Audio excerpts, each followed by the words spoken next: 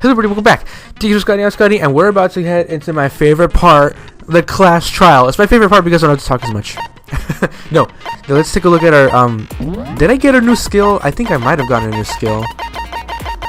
I have algorithm, breathing technique, melodious voice, which is kind of useless if you ask me. I don't have any new skills? Shit, okay.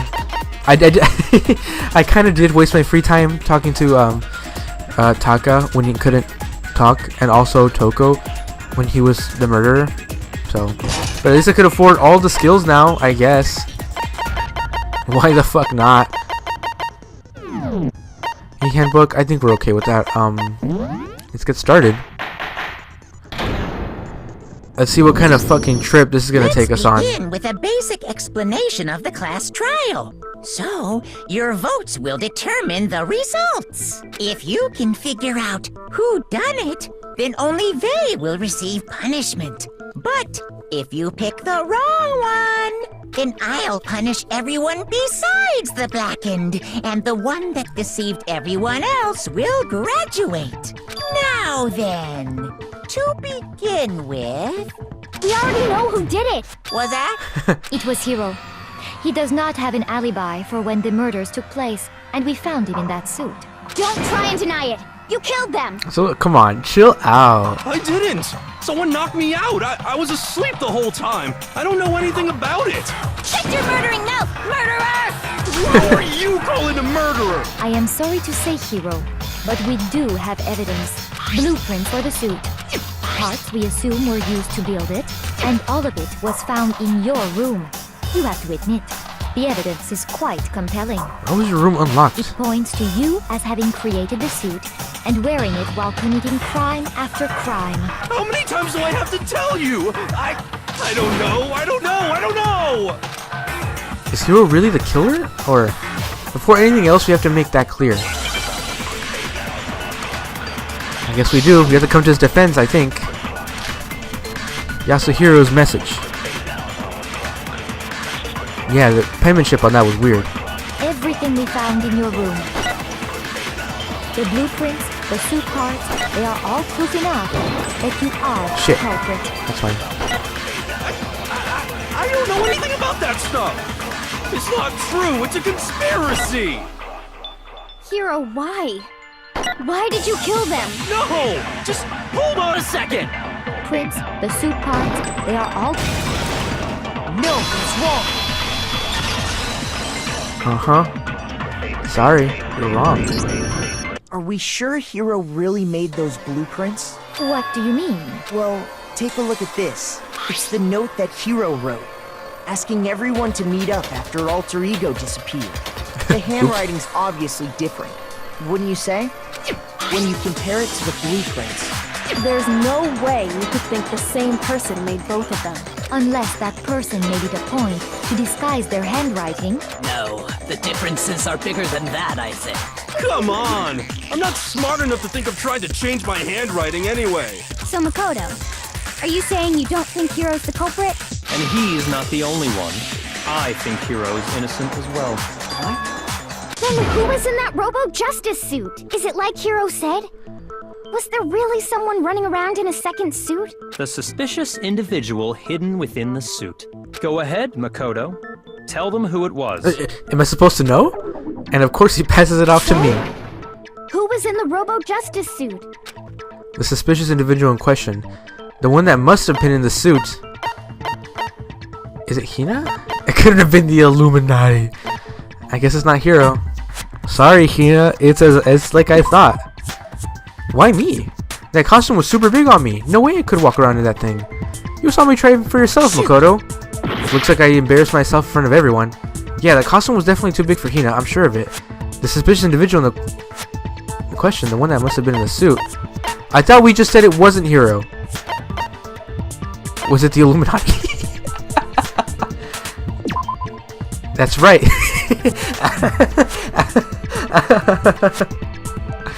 They all working behind the scenes to try and set me up.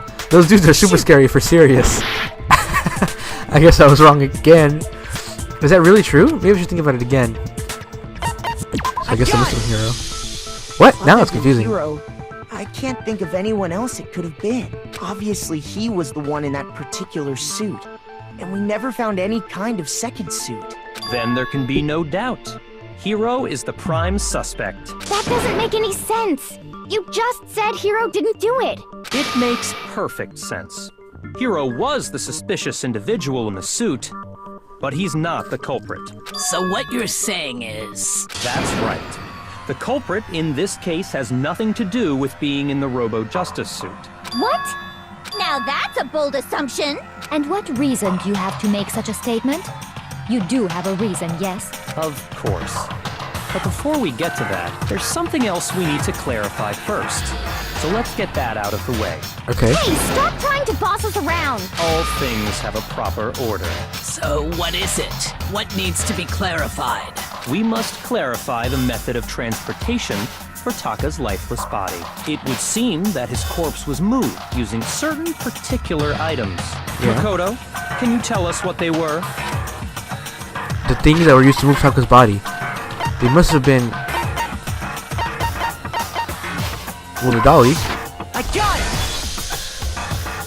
There's still one more thing. The dolly and the tarp. I got it! Nice. They were a dolly and a tarp, right? What's with the attitude? So, let's see if I can explain. Taka's body disappeared from the equipment room. And then we rediscovered it in the repository.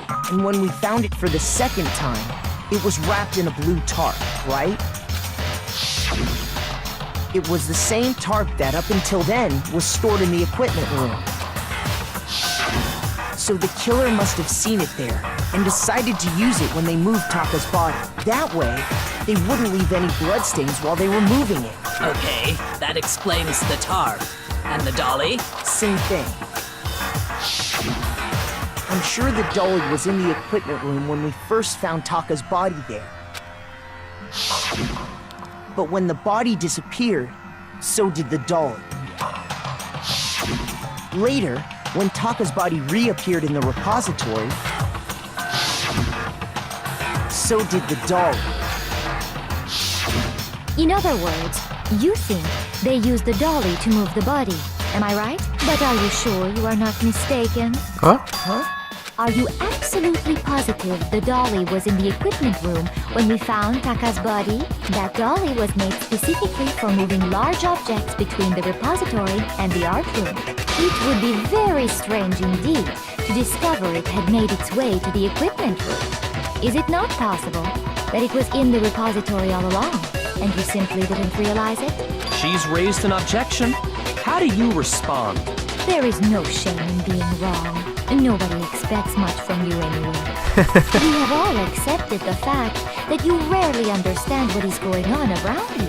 Jeez, thanks. Oh, I've never had anyone sound so nice while being so mean.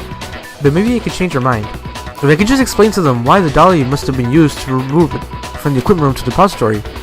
A new element's added to bullet time battles. There's more? There's more?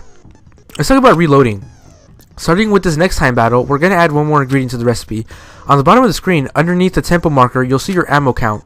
Up until now, there hasn't really been a limit on how you destroy your opponent's statements. From now on, just locking on and pressing the triangle button won't be enough to handle them. Now it will cost you 1 bullet to destroy a single remark. Once you run out of bullets, you can't destroy any more statements, no matter how locked on you are. However, you can reload by pressing the square button. Just like locking on, you have to press the square button in time with the tempo marker. Basically, just remember that the square button now has a function along with the X and the square button. It will automatically reload at the start of fever time, and your ammo will not decrease. Huh?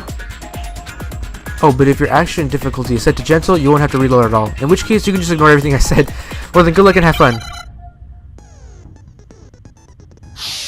The moment of truth. The moment of truth? Shit, what did I press? You have it wrong. I cannot agree. You are a fool. Oh, I get it now. Lies will get you nowhere. Fuck! Do your worst. Away with you. Why are you so mean all of a sudden? You miserable wretch. I cannot agree. You are a fool. Lies will get you nowhere. Do your worst. You miserable wretch! You have it wrong! I cannot agree! You are a fool! So pathetic! Fuck, I have to reload. Lies will get you nowhere! Do your worst! Away with you! Fuck. You miserable wretch! I cannot agree! You are a fool! Lies will get you nowhere! Final strike. I cannot agree! This should prove it. It's weird that this started so early, but okay. Break! Get out of my face! If you're asking for proof that the dolly moved, I have it right here. When I found the dolly in the repository, one of the wheels had a blood stain on it. There was a pool of blood in the equipment room with a tire mark in it that matched the dolly wheel's tread. The killer probably rolled the dolly through the blood on accident as they wheeled the body out of the room, and as the blood dried on the tire, they moved the body into the repository. So there's my proof that the dolly was used to move Taka's body. Jeez, does Celeste really hate me that Well, much? anyway, that was just something we had to get out of the way. Let's get back to the main subject. Yeah, the subject of how Robo-Justice didn't do it. Because if it's not a killer robot, then what kind of robot is it? I'm not sure that really matters. I'd be happy to explain why the occupant of the suit couldn't possibly be the killer. If you look back on how the body was transported, it will become immediately obvious. Because you can't bend? If I look at how the body was moved, it'd be clear why the person in the suit couldn't have done it. What does he mean by that? I think it's because you can't bend down on when you have a suit on.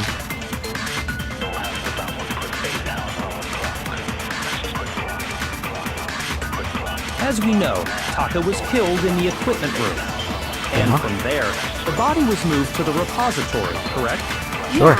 The culprit wrapped the body in the tarp, then loaded it onto the dolly and wheeled it Oh, no. right? Fuck, that was bad. That wasn't what I meant to do. Keep in mind that the dolly doesn't have a handle. Well, yeah, but even without a handle, all you'd have to do is bend over. There you go. No, that's wrong. You have to spell it out for me. Can I get some hearts back? I want my last heart. You're absolutely right that you could push a dolly without a handle if you stoop down low. But if you were wearing that suit, do you think you could actually get into a position like that? What do you mean? Think back to what you said when we were all checking out the suit together. Remember? I'm as blind as a bat in here. Can't see my feet at all. I'm surprised you can go anywhere in this thing. I'm telling you, it wasn't me. And not to mention, you totally can't bend here at the waist. Seems like a pretty obvious oversight. When you're in that suit, not only can you not see your feet, but you can't even bend at the waist. Am I right about that? Now that you mention it, yeah. It seems like it'd be awfully hard to push that dolly if you couldn't bend over. Well, what's to stop you from simply pushing the dolly with your feet? When you can't even see your feet? You really think someone could kick the dolly all that way? Yeah, it'd be totally impossible. Not that I can say for sure myself. On top of that, if you were wearing such a rigid, cumbersome suit, it's very unlikely you would have the dexterity to go about wrapping the body in a tarp. Well, I mean, isn't that just a matter of taking off the suit when you're ready to move the body? There's absolutely no chance that the costume was taken off just to move the body because you can't take it off by yourself.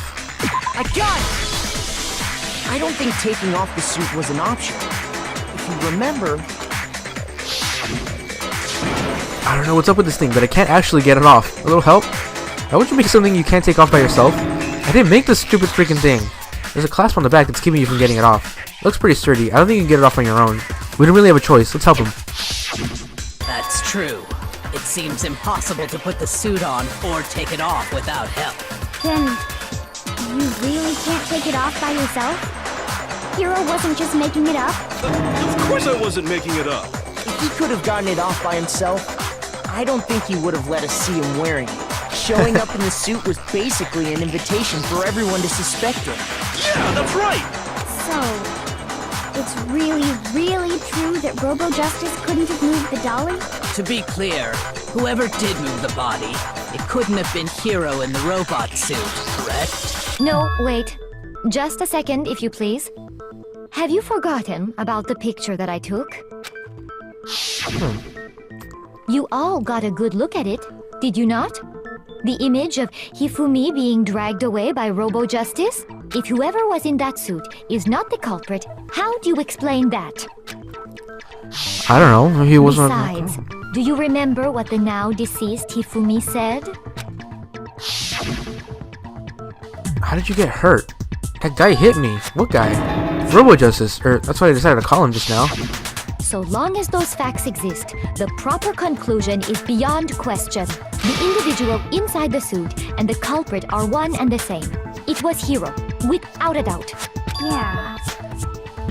Yeah, that's gotta be right. Hold on a second! It's still far too early to reach that conclusion. I know, we're only 16 minutes in. Besides, there's no hurry to decide who did it before we rush to a verdict. Shouldn't we explore every single possibility? Instead of seizing on one viewpoint, the truth is uncovered by analyzing things from every angle. I really hope Celeste didn't do it. Perhaps, but where do we go from here? Let's review this series of unfortunate events from the beginning. Maybe we'll uncover something new. Maybe. What a pain in the ass! I don't disagree, but our lives are on the line. If this is what it takes, we have to do it. Plus, maybe we'll get to find out where the heck Kyoko was when everything went down. Yeah. Alright then, let's take another look back at what happened. I suppose we could start with this morning. 4 of us gathered together in the dining hall. Makoto, Hina, Kyoko, and myself. We waited there for quite a while, but nobody else showed up, so we went to look for everyone. That was around 8 a.m. And as soon as we split up, Kyoko went missing. Soon after that, Hina found Celeste in the rec room and quickly came to get Makoto and me. It seems I was unconscious for about an hour after I was attacked by my mystery assailant. I know it was an hour because I remember being attacked a little after 7. That was when we saw Celeste's picture and discovered that her assailant had been wearing a strange costume. As it turns out, it was Robo-Justice. It also soon became clear that this same Robo-Justice had abducted Hifumi. We were soon joined in our search by Byakuya and Toko, and then went on to find Hifumi in the library. He was injured, so we took him to the nurse's office and resumed our search for the suspect. But not long after leaving the nurse's office... Wrong. I saw a shadow, something moving around the top of the stairs. When Celeste told us that, we decided to split up and search the 2nd floor. And soon after that, I saw someone moving around on the 3rd floor, and I yelled out to everyone as soon as I did. Celeste, what's wrong? That was a rather intense scream for someone like you. I saw him, the strange costumed man. Ah, shit, I think I know what happened here. Man. He ran off as soon as I screamed. I was blocking the stairs, so he headed further down to the hallway and disappeared. and then... No, never mind. No, never mind. Huh? What was that? I came from downstairs. It must have been Hifumi? He's in the nurse's office. This is bad. Come on, we have to go back.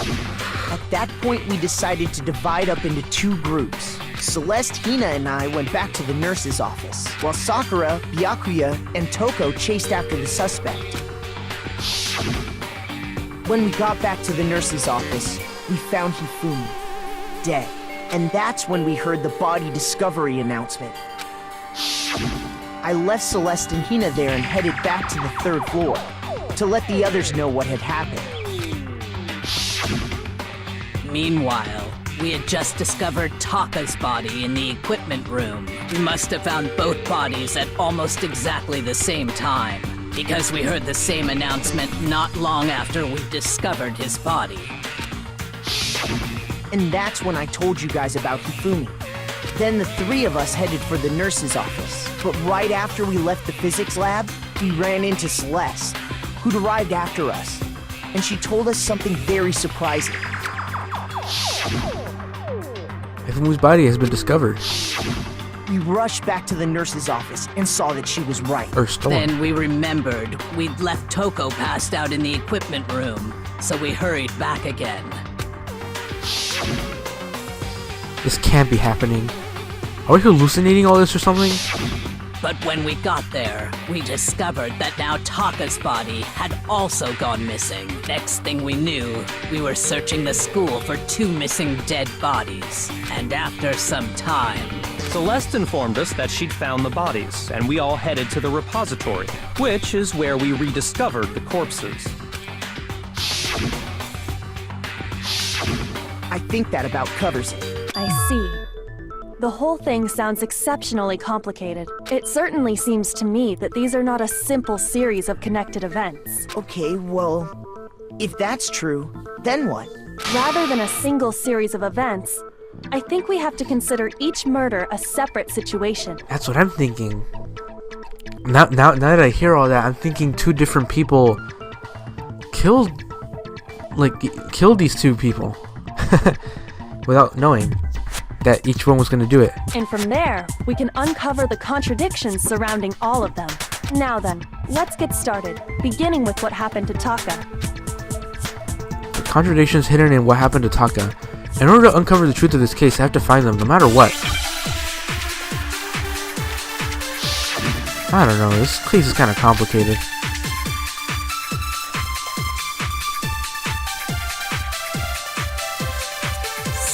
What do we know about Monokuma File number 3?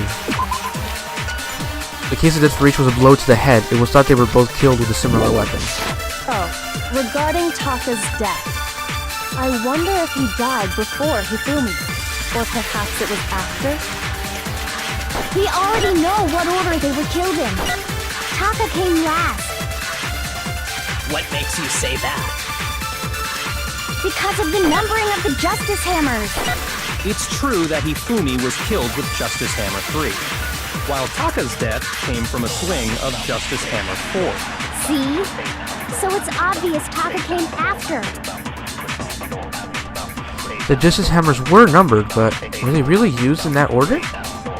We already know what order they were killed. There we go. No, that's wrong. Got it. Hold on. There's no reason to assume that the hammers were used in the same order as their numbers. If anything, that's just another way the killer tried to disguise their actions. So you're saying the culprit wanted us to think the hammers were used in order, but in reality, Taka was killed before Hifumi? Okay then, let's see the proof. Evidence that proves Taka was killed before Hifumi. There's something that relates to what time he must have died. Yeah, the broken clock, right? Or watch. Wristwatch? You're gonna make me spell the whole thing?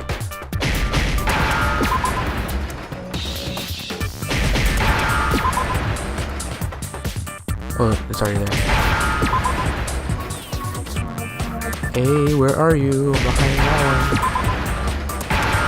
one. H. Where are you, H?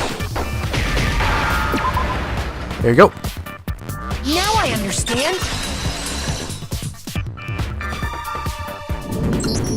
I got it.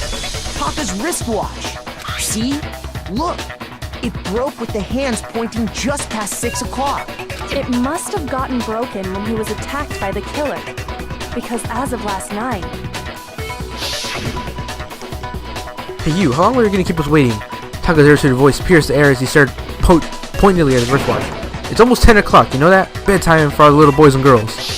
So if it wasn't broken after 6 last night, then he must have been attacked around 6 this morning. Oop, wrong button. And that would be his official time of death. But if that's true, then he was killed well before Hifumi. And before Celeste was attacked this morning, which happened around 7. That's right. Taka was killed before any of the other incidents took place. That simple fact slipped past all of us. We made the wrong assumption about the order of events, all because of those Justice Hammers. That's exactly why the culprit wrote the numbers on each hammer and had them increase in size. That way, when we saw how they were used in each incident, we'd easily make that wrong assumption.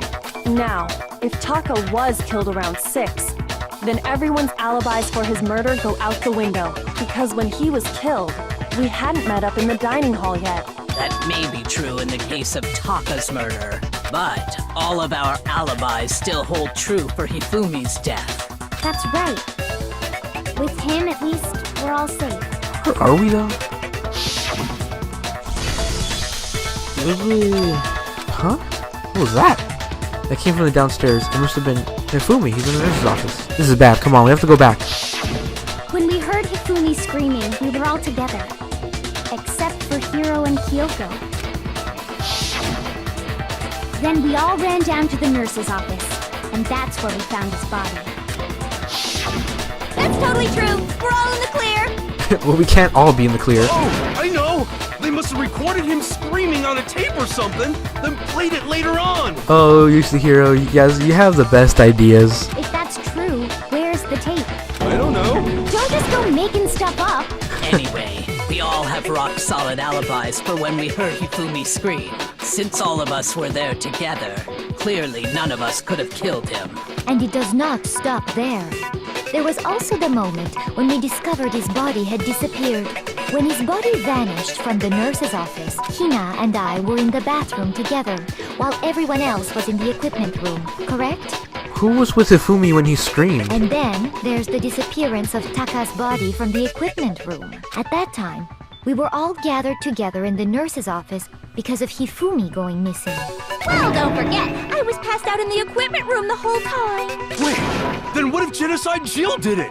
She could have dragged Taka's body out of there right then! Even if she could pull that off, there's no way she could have done the same with Hifumi's body.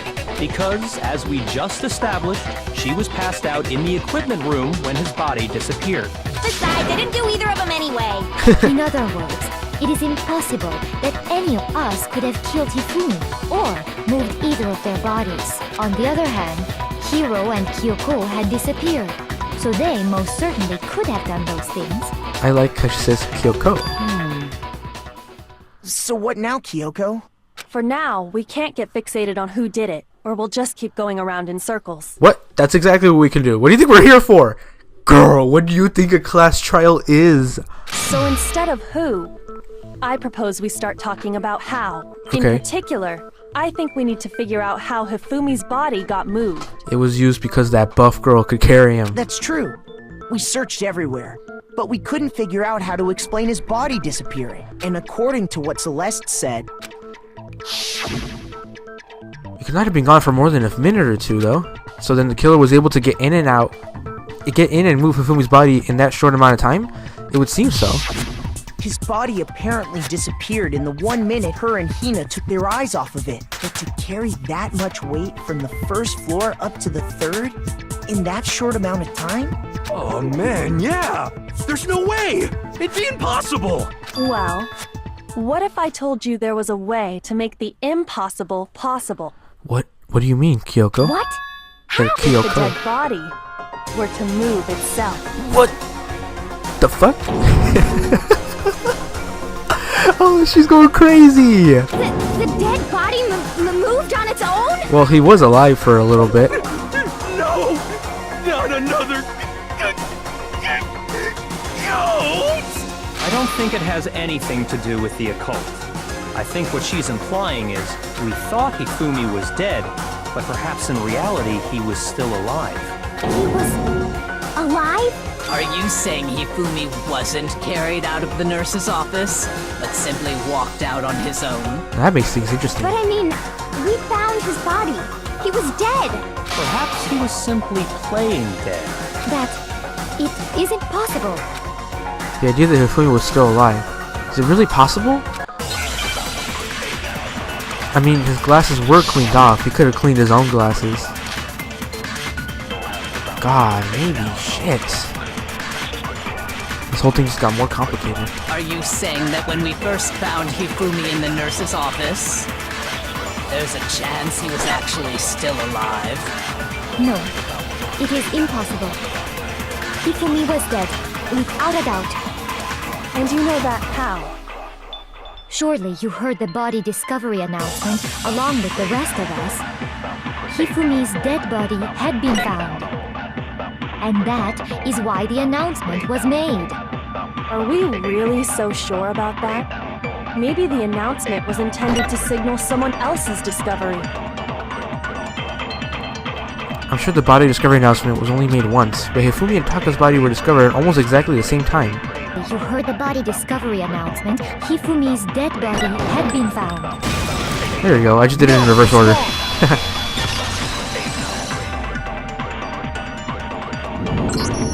Was the body discovery announcement that was made really intended for Hifumi? Of course it was. The announcement played right after we discovered his body. Maybe. But that was also the same time that Taka's body was found. That's right. It wasn't long after finding his body that we heard the announcement. So there's a good chance we made a mistake in there somewhere. I think we've confused whether the announcement was for Hifumi or Taka.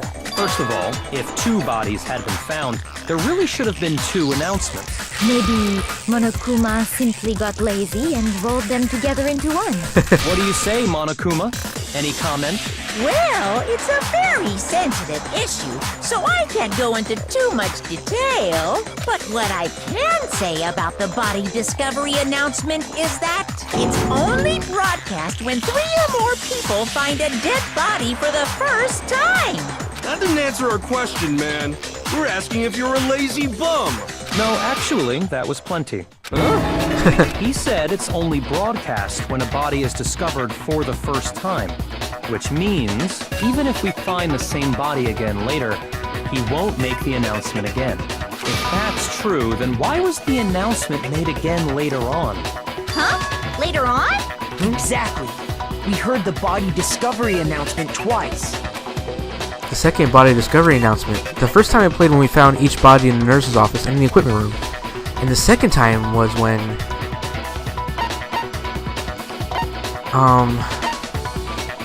Was it when Hifumi came back to life?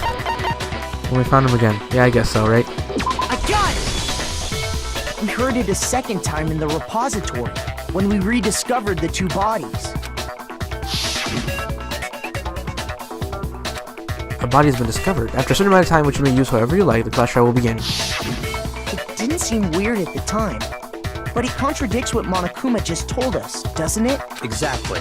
If we were actually rediscovering both bodies, the announcement shouldn't have played. And in reality, when the 2 dead bodies were rediscovered, one of them was actually being discovered for the first time. So, when we found Hifumi the first time in the nurse's office, he wasn't actually dead yet. Meaning, he wasn't actually found dead until we came upon him in the repository. I guess so. And that's just part of it. There's one other thing that leads me to believe he was still alive in the nurse's office. Oh, I know! Because he was super good at playing dead! Bada bing, bada boom! That is the worst logic I have ever heard. But honestly, I do not think there's anything that can prove he was still alive. We just told you. Okay then, let's take another look at the events surrounding the discovery of his body. Then it should become clear whether he was really alive or not. This whole thing is pointless. There has to be proof that shows Hifumi was still alive. I had to find it and show it to everyone. Probably the glasses.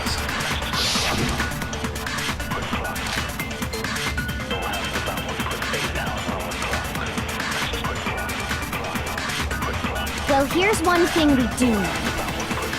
The first time we found Hifumi's body was in the nurse's office. And then, his body disappeared. And the next time we saw his body, it was in the repository. But when you compare his body before being moved and his body after being moved, other than the change in how it was positioned... What? Your meaningless words tire me. Shoot! What? It was probably the next thing she said. Well, here's one thing. The first time we found him, and then his body disappeared. And the next time we saw his body, it was in the repository.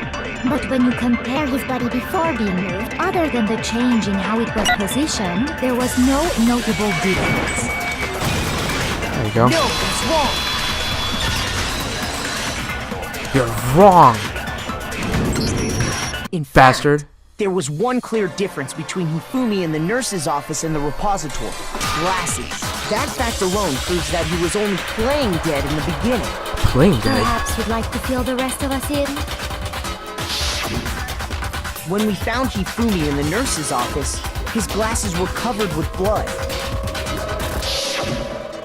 But when we found him again later in the repository, they were spotless. And I found the item he used to wipe them clean in the nurse's office trash can. The evidence found in the trash can was the hanky-danky-danky. I got it! It was a glasses cleaning cloth featuring a certain cartoon mascot. Yeah, the one that I couldn't look at pronounce. the bloodstain on the cloth should make things clear. This piece of cloth was used to wipe Hifumi's glasses clean. And the mascot on the cloth is the same one that's on the digital camera, right? And whose digital camera was it? Hifumi's, of course. The character was Princess Piggles from Demon Angel Pretty Pudgy Princess, I think. I highly doubt anyone but Hifumi would have brought something like this to school. I guess so. I see your point. And the only people here who wear glasses are... I wouldn't be caught dead using a tacky piece of garbage like that. Okay. A few tissues is all I need to keep my glasses clean. Then there's no question. It belonged to Hifumi. What you're saying is... What exactly? That he walked to What the I'm third floor? saying is, the blood on his glasses was wiped away using his own glasses cleaning cloth. Even if that is true, it does not mean he wiped the blood off himself. But who would benefit from a clean pair of... That's a good point. Yeah, who would benefit from a clean pair of glasses? It must have been him, right? So let's assume that Hifumi was still alive in the nurse's office. He pretends to be dead. Then when he's alone, he wipes his glasses clean so he can see. Then he stands up and walks out on his own 2 feet. And with that, the impossible task of moving his copious corpse becomes possible, wouldn't you say? But it doesn't make any sense. Why would the first thing he do is walk to the art room?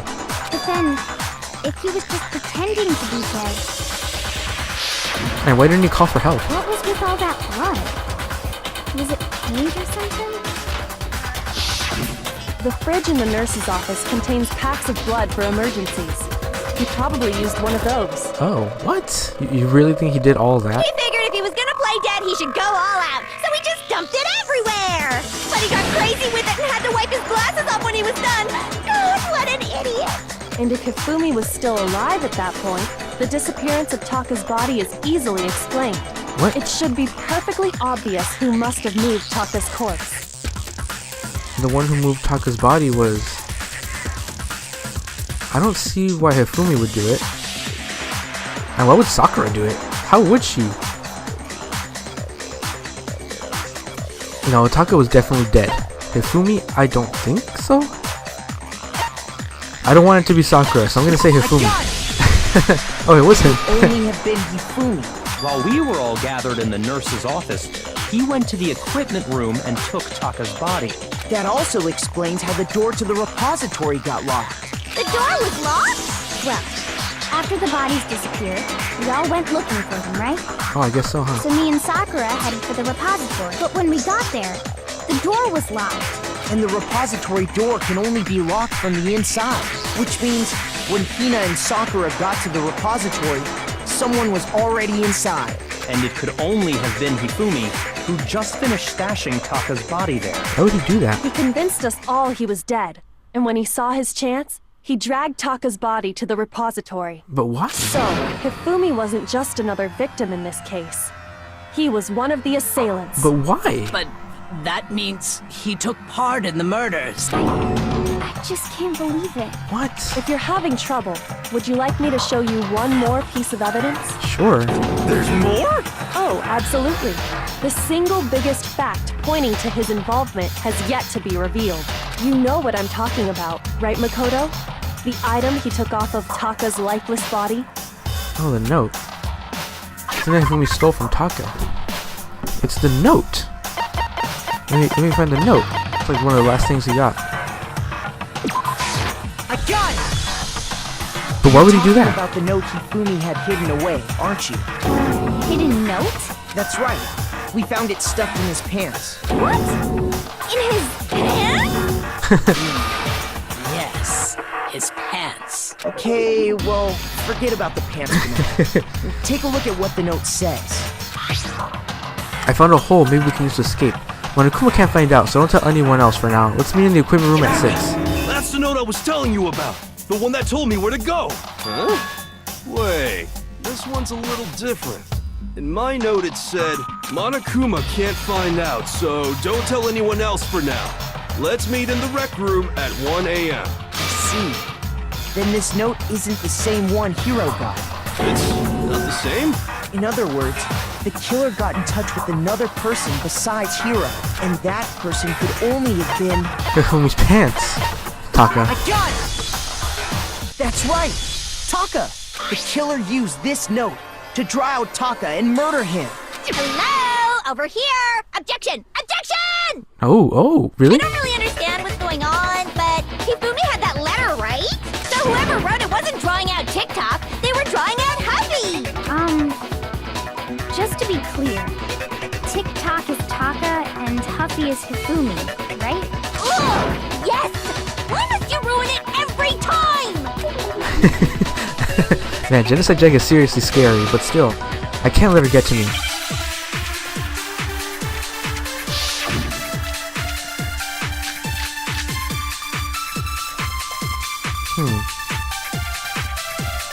Let's hear what they have to say. Huffy had the note, right?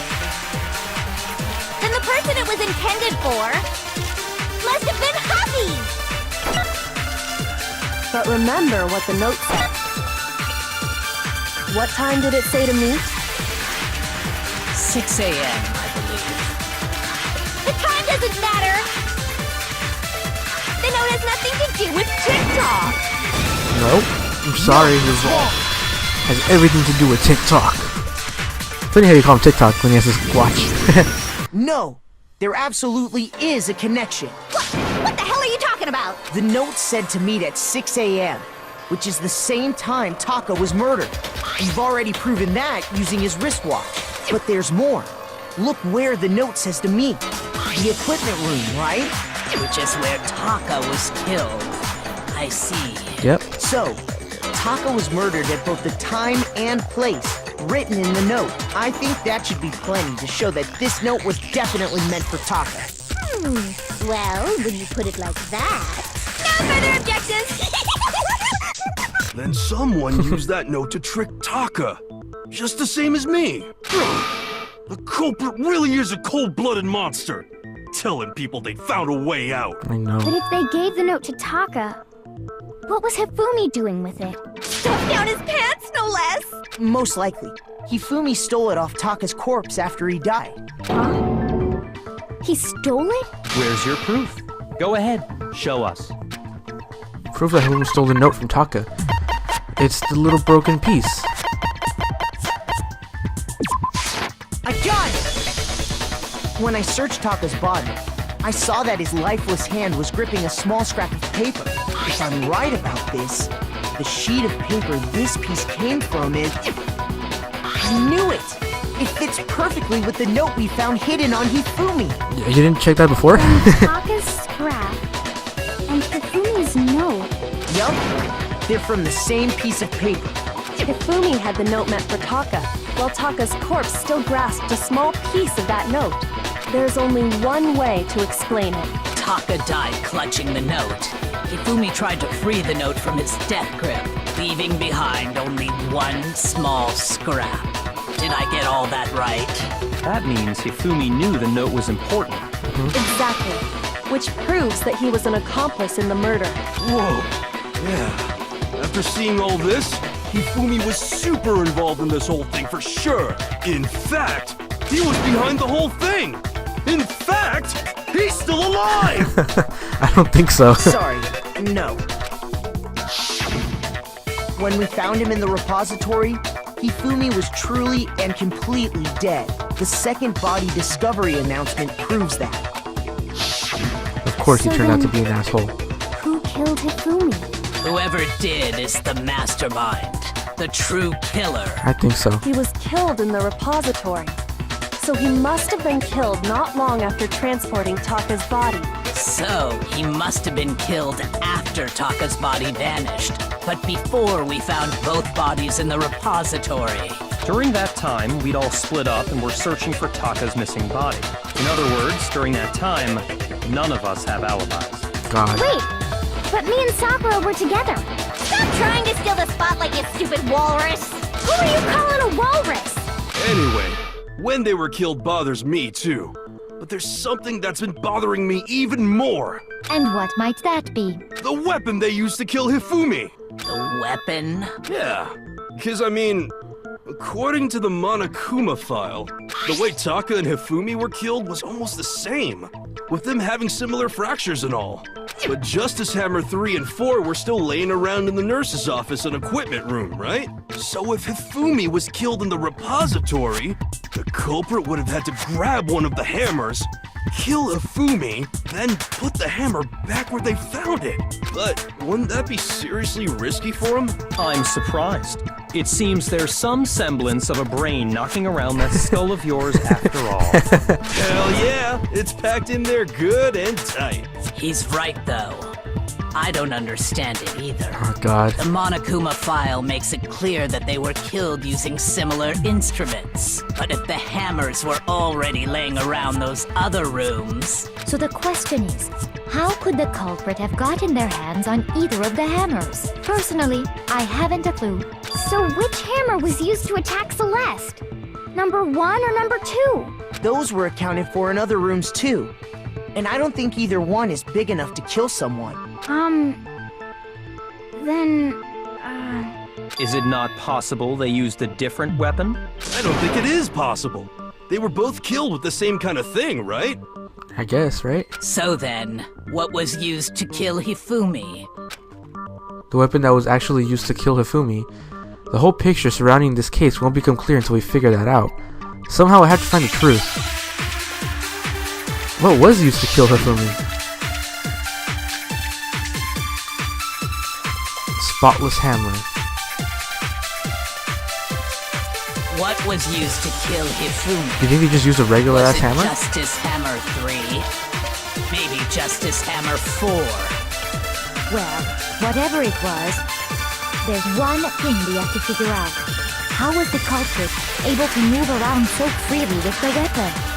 How did nobody witness them carrying it? Sounds like a Justice Hammer 5 is about to make its appearance! Check out murdergear.com/hammertime for more info! Murder here. Well, one thing seems pretty clear. The murder weapon had to be one of the Justice Hammers. No, I don't think it was a Justice Hammer. I forgot that one of the hammers was wet, so it's probably cleaned because it was used to murder. The murder weapon wasn't a Justice Hammer at all. No, it was something completely different. But, seriously? A different weapon? Who was even using a Justice Hammer? What the heck? Specifically, a hammer from the repository. The killer could have easily used that to kill Hifumi. Now, all the hammers in the repository were covered in flecks of grit and debris, but for some reason, one of them had been scrubbed clean. Huh? And the reason it had been scrubbed clean was most likely because it was used to commit murder. If the hammer got covered in Hifumi's blood, of course they'd have to clean it off. Yep. I'd also like to point out that the repository has all kinds of hammers. Big ones, small ones, and even some flat mallet-like ones. I think whoever made the Justice Hammers used those as a basis for their design. It looks more like they just painted If those. that's true, that would explain the Monokuma file's note about the wounds being similar. So Hifumi moved Taka's body to the repository, where someone then used the hammer to kill him. Whoever did that was the true killer. The one Hifumi was working with. And the one who betrayed him. Why was he working with someone? Hold on a moment. I still think it's strange to assume someone was working together with him. The way the graduation rule works, there is no benefit to helping someone else carry out a murder. Right? So the idea that anyone would work together like that is simply ludicrous. We talked about this, did we not? We did talk about how there wouldn't be any reason for anyone to work together. At least that's what I thought at first, but unless it was Chihiro. You think it was Chihiro? That'd be some shit, huh? Oh, we'll see. I mean, not actual Based on the Chihiro. rules that have been laid out for us, even if more than one person is complicit in the murder, only the one who actually carried out the act can graduate and survive.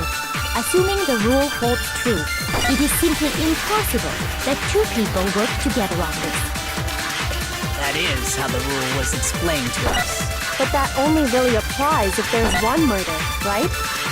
In this case, however, there were 2 murders. Can you really say there's no chance 2 people work together on this? You think one person killed each? Assuming the rule holds true, it is simply impossible. No, he's wrong. How does the rule even work when there's more than one murder? Since there were 2 murders, it's at least plausible that more than one person was involved. What do you mean? If there'd only been one murder, then yes, the idea of an accomplice isn't really worth considering.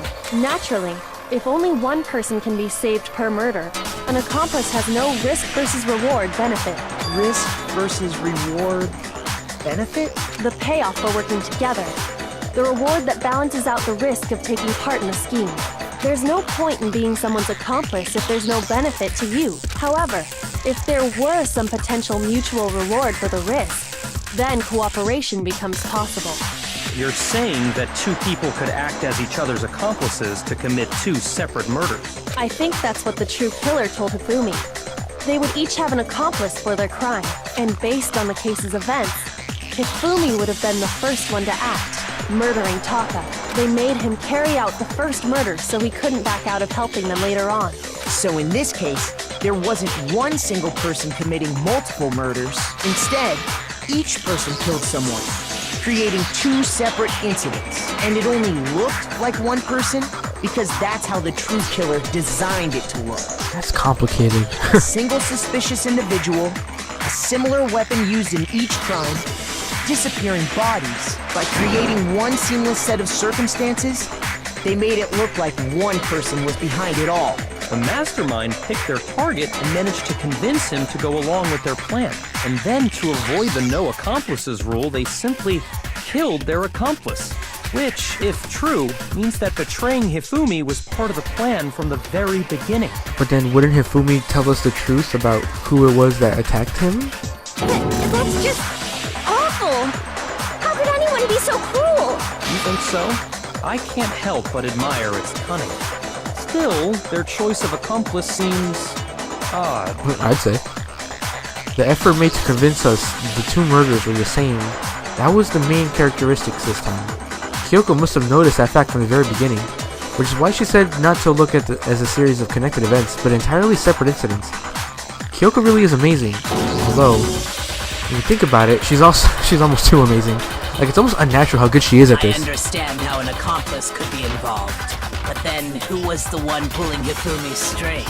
That's problem numero uno right now. The true killer manipulated Hifumi to carry out a number of actions, and in the end murdered him. In the debates up until now, the way the case has unfolded, when you consider all that, there's really only one person who seems to fit.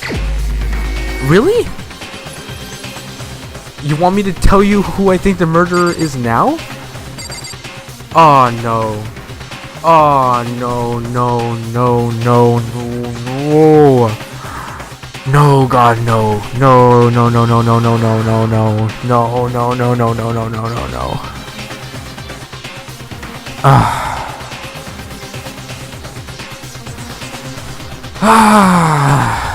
God, okay. Fine. I guess.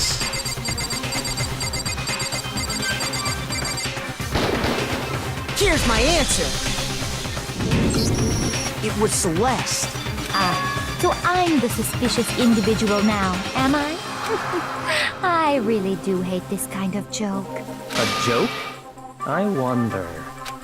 So what you are saying, then, is that I specifically chose to work together with Hifumi. The idea that I would choose to spend any amount of time interacting with him, that I would go within 10 feet of that shit from brains, that lazy, worthless, goddamn idiot!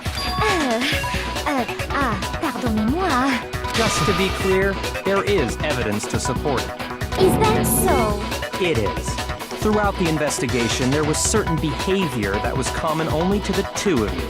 Considering what we've learned so far, it only further proves that the 2 of you were working together.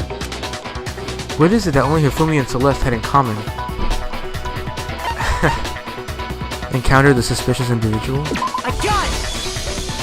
The behavior they had in common has to do with the suspicious individual in the suit, doesn't it? The only ones who ever actually saw Robo-Justice firsthand were Celeste and Hifumi. Shush, the adults are talking now.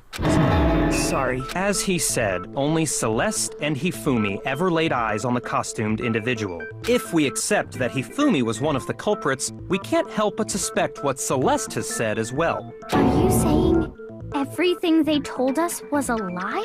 After taking Hifumi to the nurse's office, we all began our search for this individual, correct? And not too long after that, do you remember what Celeste said? I saw a shadow, something moving around the top of the stairs. We headed to the second floor specifically because of what she claimed to have seen. Next, to draw us all to the physics lab up on the third floor, She let out a blood-curdling scream. and when we'd all come to see what was wrong, what was it she said? Celeste, what's wrong? That was a rather intense scream for someone like you. I saw him, the strange costumed man. He ran off as soon as I screamed. I was blocking the stairs, so he headed further down into the hallway and disappeared. Once she'd done her job of getting us all up to the physics lab, it was time for her partner to get to work.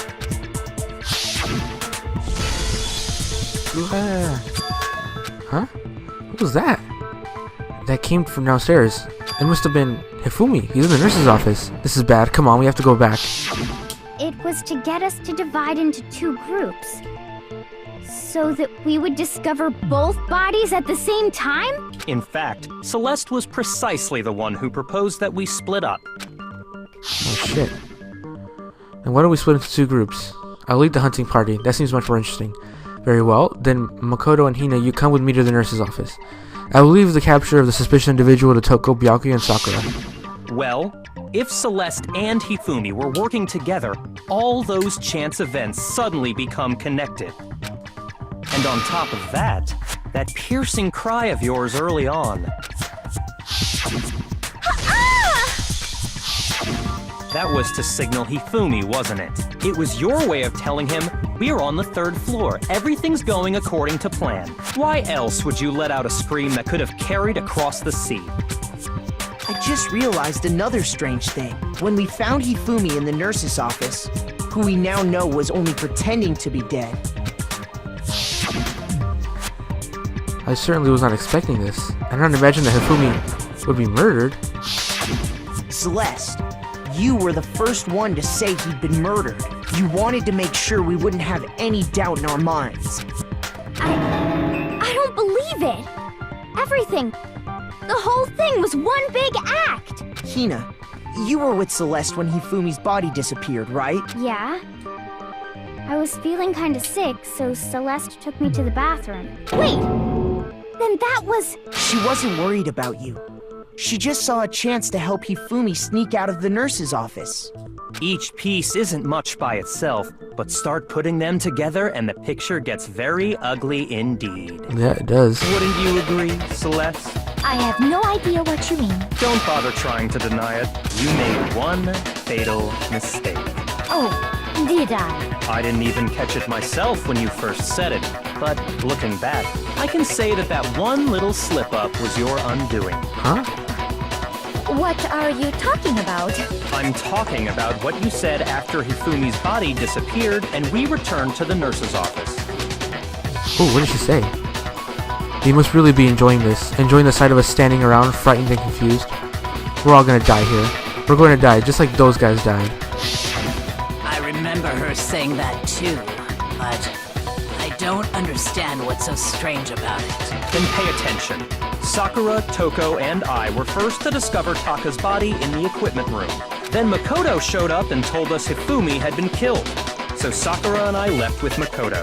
Once we were in the hall, we ran into Celeste, and the four of us headed to the nurse's office. Now, the entire time we were together, none of us said anything about Taka being dead. Oh, shit. Think about it. Celeste's comment doesn't make sense. It was completely out of place. Yeah, I see what you're talking about.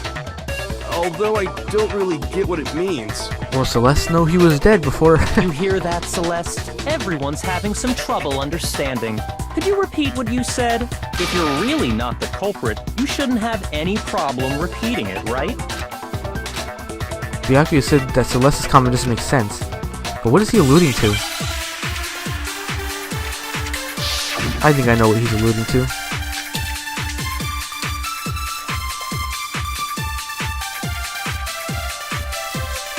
All I said was, they must really be enjoying this.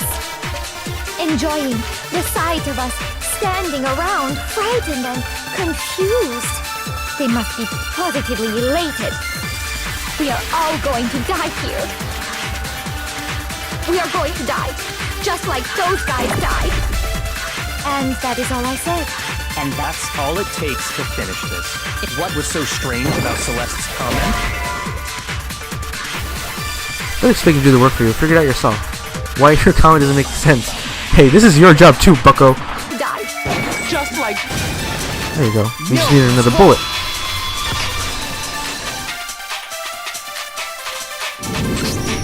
That's right. There's no reason Celeste should have said, just like those guys died. When she said that, none of us had told her Taka was dead. Exactly. And we didn't run into her until after we were all out in the hall. So there was never any chance for her to have seen his body in the equipment room for herself. So how did you know, Celeste? How did you know more than one person had been killed? And how did you know they were both guys? Because Kyoko had also disappeared, right? So she could have been dead too. What? You all have such vivid imaginations. You know that? Please tell me you didn't do it, Celeste. Please. Imaginations. You claim that I was lying when I told you about the suspicious person I saw. Then what about the picture I took? Well, I mean, it could have been How staged. do you explain this picture of the costumed villain dragging Hifumi away? It has to be some kind of setup, right? So let's put the suit on. And then she used the camera's timer to... Have you so quickly forgotten? You are the only one who could have possibly fit into that suit. Plus, I happen to know that this particular camera does not have a timer. In other words, it is an unassailable fact that this is a picture of Hifumi being dragged away. If everything I told you was a lie, how can this picture exist? I don't know. Simple. Are we sure that's really a picture of the suspect dragging Hifumi away? What could you possibly mean by that? Surely there are other explanations than the one you've offered up. No, there is no other explanation. No. Other explanations? If it wasn't a picture of the suspect dragging Hifumi away, the only other possibility is Hifumi is dragging the suspect away. Hifumi and the suspect had been drinking. Hifumi and the suspect were dancing.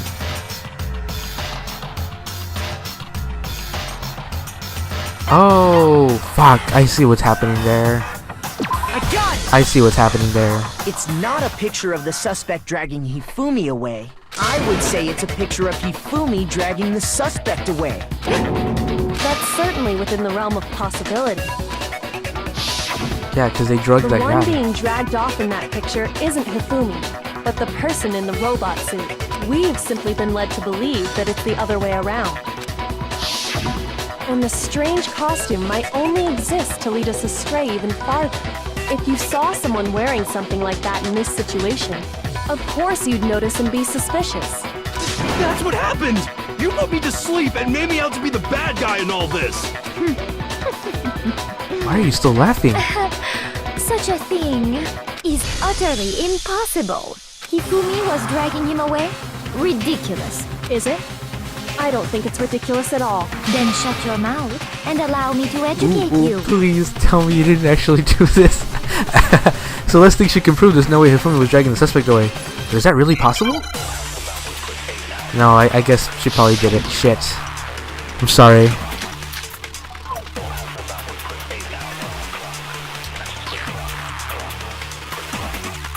You dressed me up in that suit after I passed out! Then you just draped me across Hifumi and had him carry my weight! You tried to make me look like the bad guy! Like I said, ridiculous. As you can see in the picture, the suspect is standing perfectly upright. If the person inside the suit was unconscious, there's no way they could stand up straight like that. Oops, shit, wrong way. Then the fortune Totally, telling totally. idiot is the culprit after all! No way! Okay, I think I see what's going on there. There's no way they could stand up. No, that's wrong. There is a way they could stand up straight. It's because the stupid thing doesn't bend at the waist. Oh god. No. Even if the person inside the suit were unconscious, they could still stand up like that, because that Robo-Justice suit had a certain characteristic. They totally can't bend at the waist. Seems like a pretty obvious oversight. That's right! They totally made a mistake when they made it, so it couldn't bend at the waist. I'm not so sure that was a mistake. I think the suit was designed from the beginning to be used the way it was. Celeste and Hifumi took the suit they'd specially designed and stuffed Hiro into it. That's how they were able to fake that whole thing. The point of it all was to make us believe whoever was in the suit was... Just to blame. Well then, I suppose this is checkmate. Checkmate?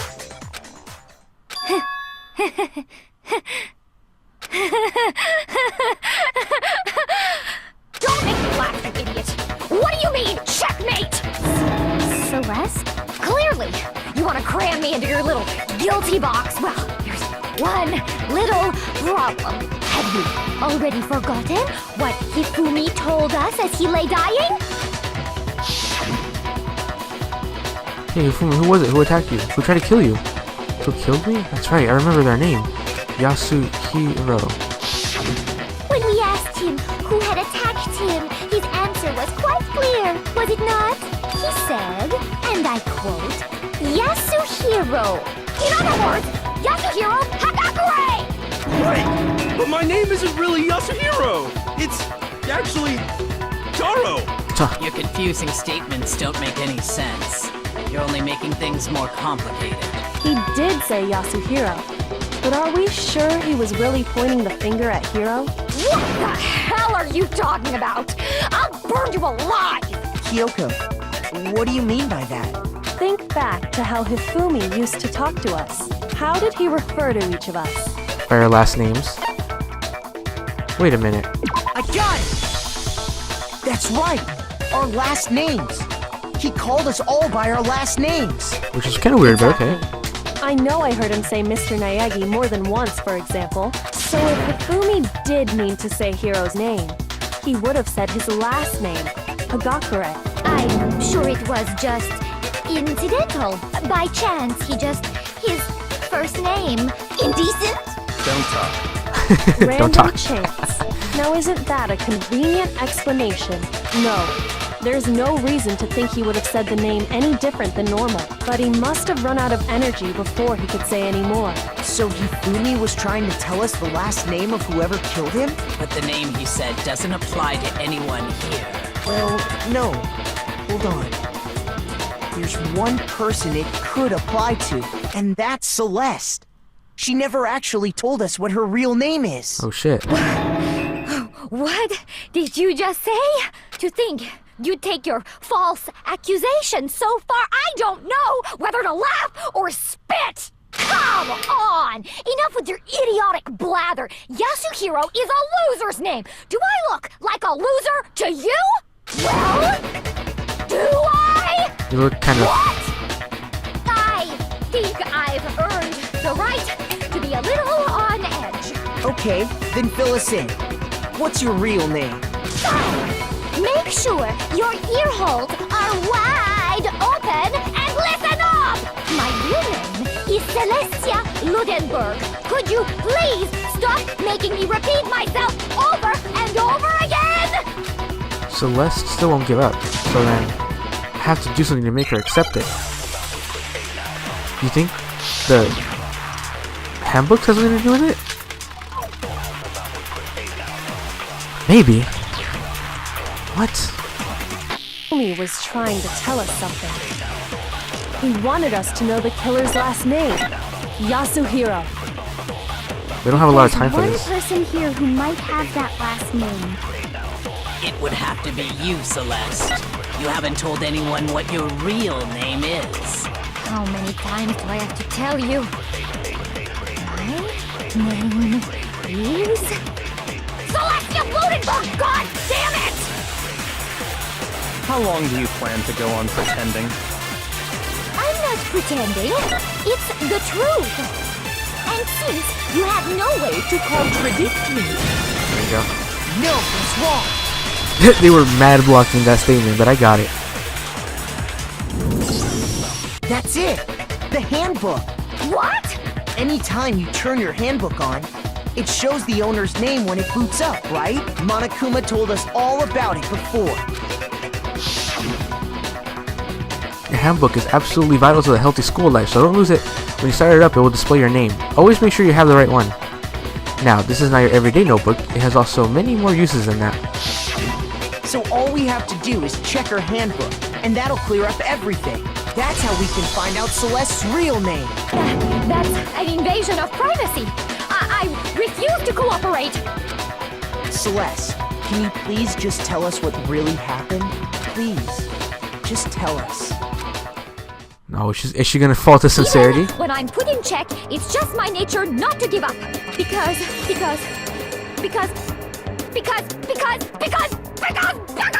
Until the game's over, you never know what might happen. Fine then. Let me settle it. Let me go over the case again, from the beginning, and shed light on all your crimes. And that'll bring everything to an end. Oh, this whole thing is confusing. Now you're gonna make me do the closing argument? Why did it have to be so... Yikes, they chose a really nasty picture of him. Okay. So here they are in your room. Alright, I'm just gonna skip through this.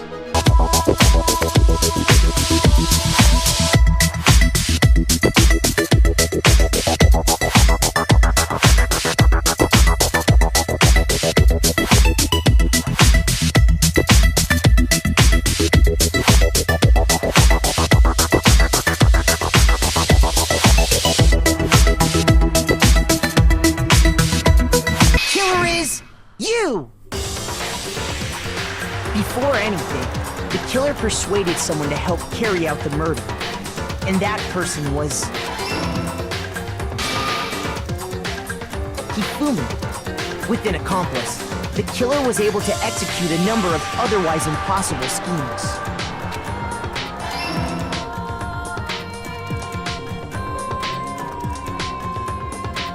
First, they convinced someone to meet them in the rec room last night at 1 in the morning.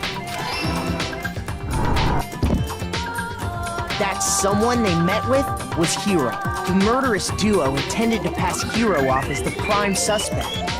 So when they met up with him, they drugged him, knocked him out, and stuffed him into the Robo-Justice suit.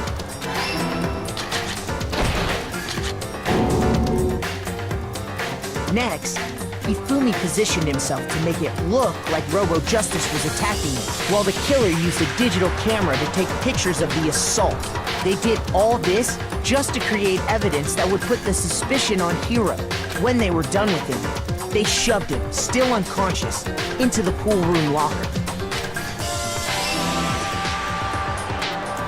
And then finally, at 6 a.m., they moved into the murder phase of their plan.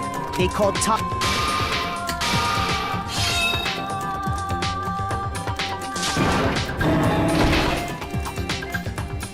And that's where Hifumi killed him, making it the scene of the first murder. The murder weapon was Justice Hammer 4, which was left there in the equipment room. The reason Hammer number 4 was used was to create confusion about the order of the crimes. So, next they falsified 2 more assault incidents. For these attacks, the killers pretended to be the victims, to solidify Robo-Justice as the suspect. The first fake incident was the attack in the rec room. There, the killers wanted us to see Justice Hammer 1, and the Robo-Justice pictures they'd taken. They wanted to make sure we bought the surprise attack story. The second fake incident was the attack in the library. This time, they planted Justice Hammer 2, and an injured Hifumi, to sell us that story. With these two incidents, the killers were able to create a certain preconception in our minds that the suspect was increasing the size of the hammers and attacking people in order as they did. We fell right into their trap and started looking for the suspect based on that.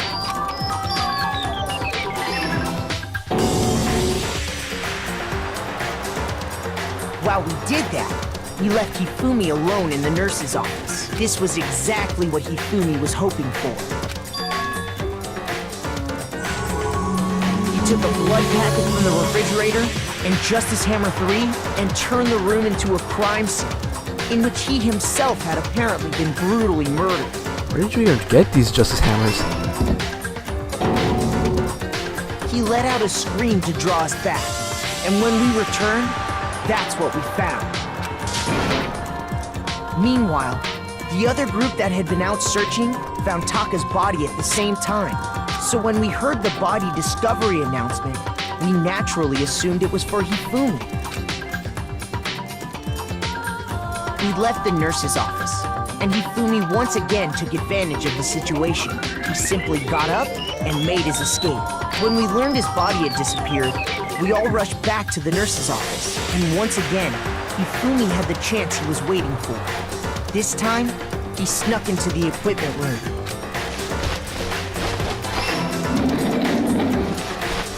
He wrapped Taka's body in a tarp and used the dolly to move it all the way down to the repository. That explains how each of the bodies disappeared.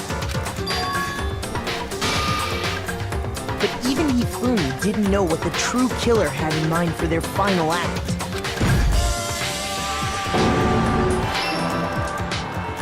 Their plan all along was to kill Hifumi and get rid of the one person who could betray them.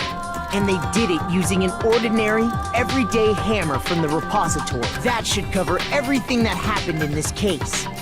And the villain behind it all is... Oh, why?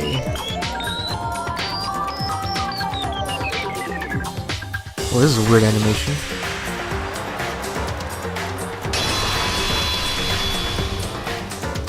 Celeste! Sorry, you lose.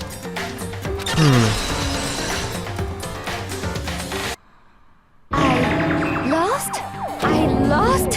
When was the last time I was forced to utter such words? They hang heavy around my neck. Then you admit it? You're the killer? Listen to you, trying to take charge, as if you're my private instructor. I, Celestia Ludenberg. Actually, no. Taiko Yasuhiro is fine. Taiko? So, you finally accepted it. I'm the kind of person, once I've lost, I don't like things to drag on. Interesting. You think she was motivated by money? a lot of not good grades there, but I'll be okay. Hey, got an A. Hey. Ooh, 100 tokens. Okay, Monokuma. I'm ready to begin. Or, no, I suppose this is the end, isn't it? Isn't it? It is indeed the moment we've all been waiting for. Time to vote. Okay? Okay. Aw, If poor... you would, please locate your lever and cast your vote. And when the votes are tallied, who will become the blackened? Will you make the right choice or the dreadfully wrong one? What's it gonna be? What's it gonna be?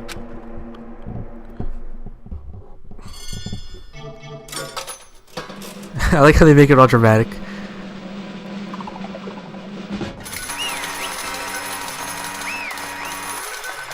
Dang it. Dang it. Dang it, dang it, dang it. It's basically a formality at this point, but once again, you're totally correct. The blackened this time, the true killer who devised the whole stinking scheme was Celestia Ludenberg, or more precisely, Taiko Yasuhiro. Honestly. I lost. Well, that sucks. I guess trying to work with someone else was a mistake after all. Hifumi's ineptitude was beyond all my calculations. I knew it. So you really did approach Hifumi with this plan? But how did you get him to agree? I can't imagine he would be happy agreeing to commit murder. I'm sure she relied on her specialty, lying. My specialty? Don't make me laugh. I didn't have to lie to him to agree. So then, Did you use, you know... I knew you'd figure it out, Kyoko. You're absolutely right. To get Hifumi to act as my accomplice, I used her. For everyone who's still left, I'll avoid mentioning it by name, but it was the one thing Hifumi and Taka were both super into. Does she mean... Is she talking about alter ego? Say what? What? What? What are you talking about? just a second. Don't interrupt. We're in the middle of a very important conversation here. I'm totally out of the loop as usual. How sad. In other words, And you're the one that stole it. Indeed. That's right. I see. And you used it to drag Hifumi into this plan you'd come up with. Right again. Last night after we had our meeting about how it disappeared, I paid Hifumi a little visit. What are you doing here? Actually, I was hoping I could talk to you. Alone.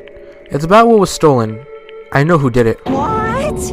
are you okay It with was this? Taka. He stole it. So And I have then- proof. Would you like to see it? As it turned out, I found a use for that digital camera. I'd taken you-know-what to Taka's room earlier and took a picture of it there. I deleted the picture as soon as I showed it to Hifumi, of course. Damnation! So it was him! But how did he do it? She was supposed to yell if either of us get close to her. You are correct, which is why Taka forced me to steal it. Say what? As for me, Please forgive me. He threatened me. He did? As for me, He came to my room last night unannounced, and then it's hard for me to even say. He abused me. And he took pictures. He said if I did not do as he asked, he would show them to everyone. So I had no choice. Damnation! That's a crime, an absolute crime. I knew he'd gone a little crazy, but I never imagined he would go that far. It was amazing how completely he bought it. I can't express how enjoyable that was. I'm about to say something I've never said before in my life. I'm gonna kill him. I'm gonna fucking kill him. most Wait, please. unfortunate. If you go now, you'll be playing right into his hands. Actually, Taka's planning to use her to escape, and he made you his target. What? Escape? You don't mean... Taka's going to try and kill you. Let go! indeed. And also he can keep her to himself. That bastard. Bastard. Honestly, Can we allow him to continue with these barbaric acts? Absolutely not. How could I? She... I swear I will save her! actually, Then, would you like to join with me? It just so happens I've come up with a plan. I have devised a way to reclaim what was stolen and escape this dreadful school. And with that, it is complete. Huh? What are you talking about? Oh, nothing. Hifumi agreed without a second thought. The effect that item had on him was remarkable. The power of love, even a love as twisted as that, can still drive people mad, it would seem. You disgust me. I see. I have another question for you. Was that strange costume Hifumi's creation? indeed. Yeah, it was a real pain in the butt too. All he asked me to do was make something to hide his face and general body size. I had no idea he'd make something like that. But it's my fault for picking him in the first place. So why'd you decide to make me the suspect? Because you're stupid. That's it? Let's see. And in that regard, I made the right choice. I'm so glad your stupidity surpassed my every expectation. Life has been tough on your parents though. Fuck. I feel like I could cry. Well, But when you're explaining your plan to Ufumi, how did you explain the part about him playing dead? What she's asking is, what was Ufumi supposed to do after that, assuming you'd actually let him live? Are you okay with That's this? simple. After he did his part and pretended to be dead, once someone showed up, I told him to say he'd been seriously wounded. He was on the verge of death, but he just barely held on. And he really believed that? Well, of course. That wasn't all there was to it. As I explained it to Hifumi, the plan was, while you were all questioning him about what had happened to him, I was going to murder someone. At that point, Hifumi would have an alibi, so nobody could doubt him. I told him that, and he believed it. It all seems very straightforward, stereotypical. I just matched the lie to the level of the opponents. In fact, Hifumi ate it up. He believed the lie wholeheartedly, right up until the moment of his death. so in the end, So you had a plan to kill him all along. But of course, there would have been no point in my plan if the one who pretended to be dead did not end up dead himself. What the heck? How can human life mean so little to you? Well, That's a non-issue. I simply did everything in my power to win. Don't be mean! Now you sound like Byakuya. I wonder No, about that. he derives the pleasure from the thrill of the hunt. In that aspect, we are nothing alike. Why? Then, what made you take things this far? What the heck? Was it really just for money? Are you talking about the $10 million Monokuma offered us? That is a lot of money, it's true. But that's not all there is to it. From the moment our new life began here, my only thought had been escape. But all along you've been saying how we have to accept living here. Obviously, that was a lie. Hey! I couldn't take it. I hated it from day one. More than anyone else in here. I wanted to get out. Every day was fresh torture. And do you want to know why? This Huh? is fine. Because I had a dream. And accepting a life here would have meant nothing less than giving up on my dream forever. Honestly. And there was no way that I could ever do that. In the underground world of gambling, I risked my life to make a metaphorical killing. As for me, And it was all for that dream. And that dream of yours? isn't it wonderful? To live in a European castle. A castle?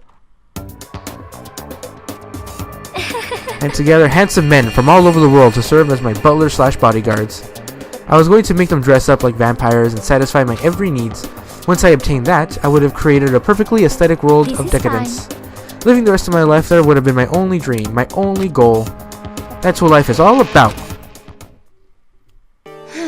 Combined with my own winnings, Monokuma's $10 million would have made that dream a reality. I got right to the edge, but There is nothing to be done. unfortunately my dream has been scattered to the wind. Still, I don't have any regrets. I pursued my dream to the very end, so why would I? Just the worst. You sound so passionate, but you were really able to kill your own friends for it? Oh, Are you asking me to feel guilty? That's a pointless endeavor. I think nothing of sacrificing others for my own needs. I feel do you nothing. understand? That's all there is to me. That's what makes me complete. Isn't it terrifying how different our values are? There's simply no room for understanding. What is this? That's what we should be saying. And plus, how can you be so calm? Don't you realize you're about to die? Why aren't you scared? My ability to lie is unrivaled, and I take pride in that. It's not just other people. I can even feel my own emotions. The conscious deceives the unconscious. And that's why you're not scared? Yes, indeed. That's right. I don't feel death. Kill me however you like. But you know, if I could be reincarnated, if I had a choice then, Isn't it wonderful? I think I would like to come back as Marie Antoinette. Hey, You just get executed again. So let's smile then. And when she did, it looked to me like a poor effort to force it. She claimed she could fool her own feelings, but that statement itself must have been her final lie. And that weak, fake smile is what betrayed her. Chills! Kills! You're all done? Okay, then let's get rolling. The black can disturb the peace and must pay the Now price. then, I prepared a very special punishment. For her, the ultimate gambler. Let's give it everything we've got. It's punishment time! I guess I'll let Kyoko hold on to this. What? This is... Will it really give you the hope you're looking for? I can't say I ever saw it that way. Which is why... Actually, it's not important. No, it is important. Tell me. Well then... Take care, everyone. Aw, that's sad. What did you give Kyoko? I want to know. God damn it. Perhaps we'll meet again. In another life. And what does that picture mean? I still don't know what it means. God damn it. Why did you give it to Kyoko? She's the one that hides everything. It's bullshit. Such bullshit.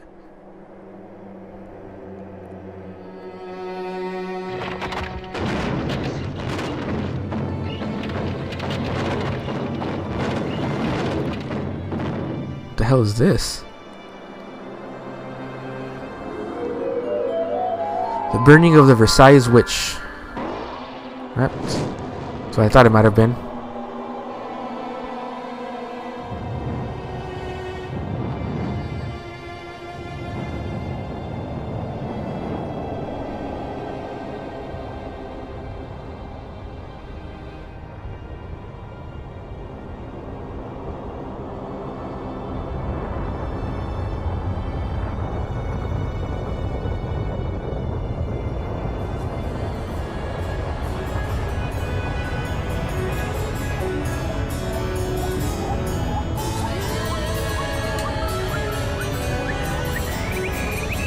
God damn.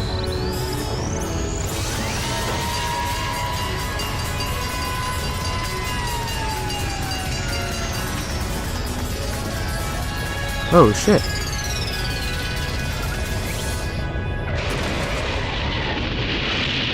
These animations are fucking crazy and weird.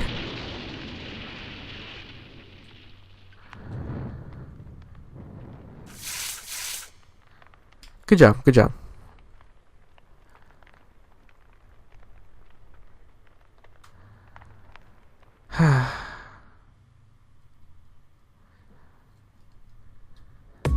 It's over. The third execution is over. Celeste's death is over. So let's kill my friend, so I can't pity her, but I also can't deny, at one point I considered her a friend too. And for him to just come along and... Isn't it just awful? Someone couldn't cut free of the regrets from the outside world, and so more people had to die. You guys are still young. You need to place more value in your lives. What are you gonna do? Jeez, and here I thought you guys were gonna pass the torch of hope to the next generation. Let me out of here! I'll throw it in the trash if you let me out of here. Too bad. You're all the embodiment of hope, whether you like it or not. And it's my destiny to knock you down one by one. It's sad, yes it is, but the reality just can't be avoided. Don't talk like you're not responsible. How long are you gonna make us keep going through this? What do you want from us? God, I'm so sick of people asking me that. Give it a rest already. So anyway, Kyoko, did I get to see some kind of key type object from Celeste? Hey! So, what's the deal with that? What? Huh? What's the matter? So then, I'll answer your question if you answer mine. you... What did you do? What did you do to me? Ooh. What? Hey, Answer me. What did you do to my body? Oh, what? What the heck's happening? Ooh, how exciting. What do you mean, what did I do? I have no idea. I don't know anything about it. What was that just now? The mastermind did something to Kyoko's body? What does that mean? Hello. Oh, things are getting kind of awkward. I think it's about time I got out of here. Well, Meanwhile, you guys can go and enjoy your school life. If you get lonely, give me a shout. Not that I'll do anything about it, of course. see ya later. Monokuma disappeared, leaving us all depressed and in despair. Although it wasn't all despair, there was one small hope. Hey Kyoko, Monokuma already mentioned it, but what's that key Celeste gave you? so... Most likely, it's the key to one of the dressing room lockers. Huh? What? Then that means Celeste probably hid it in there. Hey, I suppose sometimes it's easiest to miss what's right beneath your nose. Well then, we better go check. Indeed. Good idea. We left the courtroom and rushed to the dressing room. The episode isn't over. We're still on chapter 3.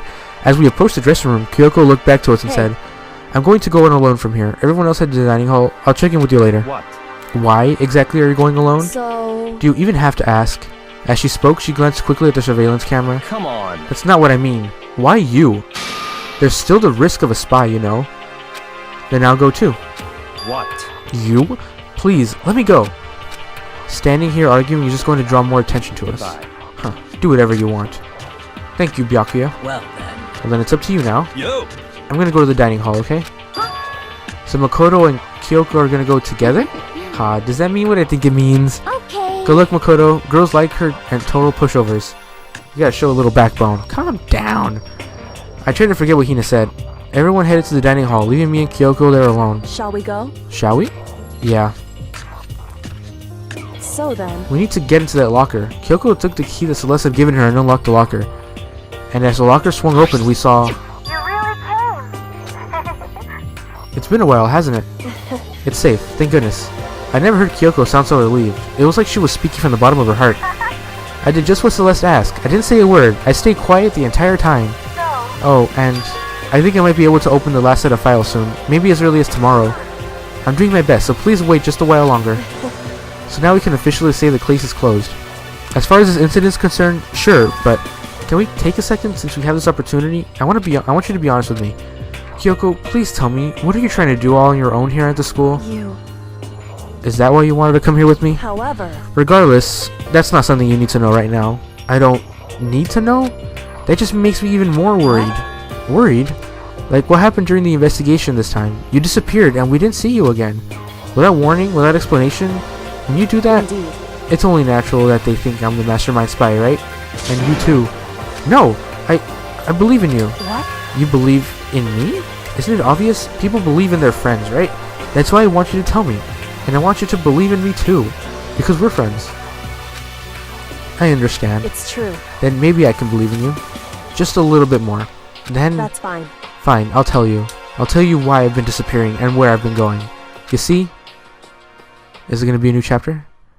What I heard from Kyoko then was, well, frankly, it just kind of blew my mind. Right after I told Kyoko I believe in her, she told me a story that was, well, almost unbelievable. I decided I had to confirm what she told me with my own 2 eyes, so I waited for nighttime to come. And when it did, I went into action. It's still chapter 3, but we're going on for almost 2 hours now. Fuck it, let's go. Correct. The boys' bathroom on the 2nd floor doesn't have a surveillance camera or monitor in it. And in the storage closet in there, way in the back... She said it was a way in the back of the boys' bathroom storage closet, but could Kyoko really be right about this? Alright, let's have a look. There was a way out? No. Storage closet? This thing? It's just a normal storage closet as far as I can tell. The secret Kyoko told me about, could it really be hidden here?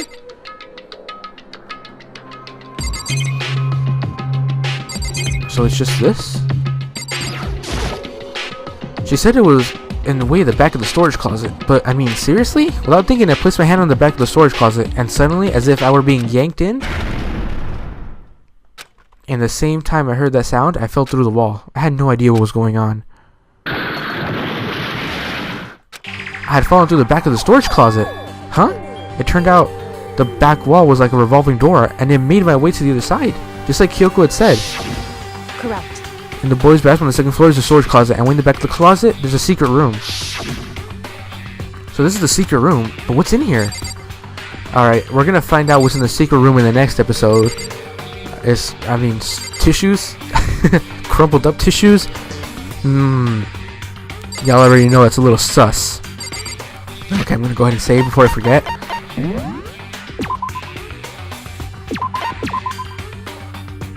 Let me make sure I actually saved. Okay, so yeah, I'll catch you guys next episode. We're gonna find out what's in the secret room. Hopefully, please, we could get out of here soon. And it looks like the game is just about in its... Maybe it's starting to wrap up because there are only so many students left. I think we're down to like less than half. Oh god, that's okay though. It's okay, don't worry about it. Look, I mean, half these guys are dead, but that's okay. Catch you guys next episode. Later.